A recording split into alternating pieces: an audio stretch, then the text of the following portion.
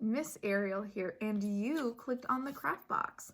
And this week we are gonna make book page butterflies. How cool is he, huh?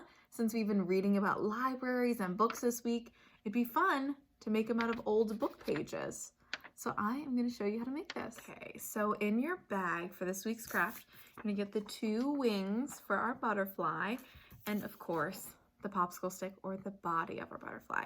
So the first thing you're gonna do is decorate your wings, and you can do one side, both sides, but just remember, whichever side, you have to make sure that they're both in the front.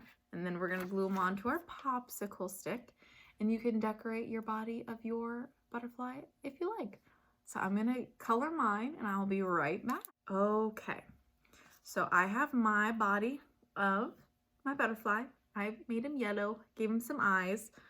And if you have pipe cleaners at home, you could even do antennas if you like. And then, of course, the wings of our butterfly. Ooh, see, you have to do both sides.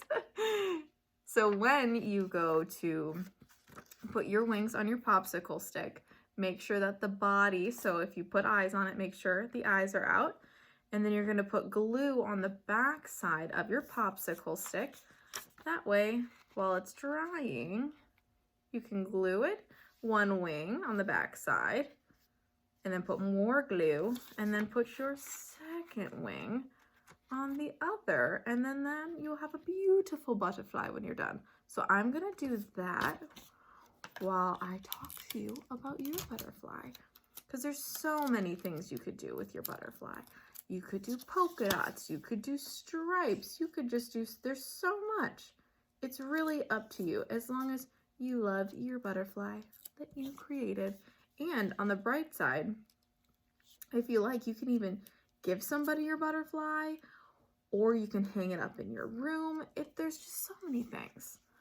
And then, ta-da, your butterfly. And then you can flap the wings around